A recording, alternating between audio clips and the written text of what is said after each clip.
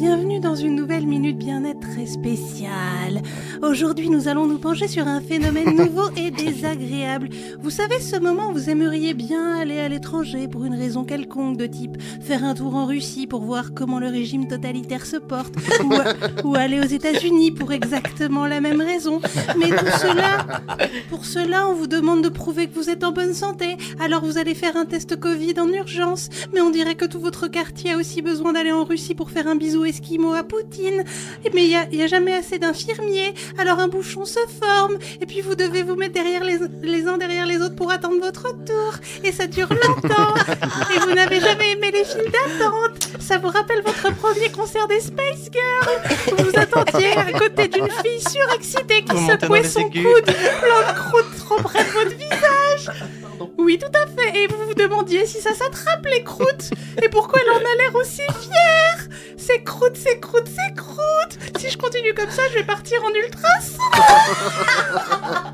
Et la file d'attente ne se résorbe toujours pas. On dirait même qu'elle se dilate. Bon, c'est normal, il fait chaud, ça dégouline partout, les gens. Donc vous vous impatientez et l'exprimez par des divers et autres. Oh là là là là. C'est comme klaxonner dans un bouchon, ça n'aide personne, mais tant que vous êtes encore capable de provoquer des sons qui donnent envie aux gens de se coincer la tête dans un Magimix, alors c'est que vous êtes encore vivant. Alors aujourd'hui, après mon introduction de 20 minutes, apprenons à survivre dans une file d'attente du test Covid. Donc tout d'abord, restez debout, le dos droit et digne. Personne n'a envie de voir votre scoliose se tortiller en permanence, ça gigote, ça déconcentre. Prenez ensuite une grande respiration par le nez.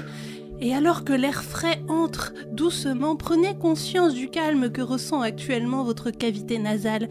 Oui, car cela ne va pas durer. Ah non. D'ici peu, un long coton-tige s'enfoncera profondément dans votre crâne par vos narines et siphonnera la paroi arrière de votre pharynx, façon extraction de cerveau de pharaon clamsé. Ça, c'est le genre d'activité fun qu'on ne retrouve que dans les enterrements de vie de jeune fille. Bon, il y a pire, l'infirmier pourrait confondre le coton-tige avec un pic à fondu qui traînait par là. Oui, ça sent le comté, mais ça picote. Heureusement pour vous, ce n'est pas la saison. Gardez bien cette image de nez perforé en tête. Elle accompagnera vos longues minutes d'attente d'une terreur sourde. Ça occupe la terreur. En temps de guerre, on entend rarement des « Putain, mais qu'est-ce qu'on se fait chier ?» Ah, je passe ma journée à me tourner les pouces. Moi, je tourne aussi ceux des autres. Moi, j'ai commencé une collecte de pouces. Bref, en résumé, il faut prendre votre mal en patience. Prends ton mal en patience. C'est le cousin passif-agressif de tu vas la fermer, oui. Tu passes ta vie entière à attendre la mort. Tu peux bien patienter 2 heures pour savoir si tu vas crever du nez. Pense aux 90 heures de vie perdue que tous les gens qui ont regardé la série Lost de eux et qui auraient préféré se prendre 3 km des couvillons dans le pif plutôt que se forcer à regarder le dernier épisode. Alors en fait, ils étaient morts. Ah, la chance.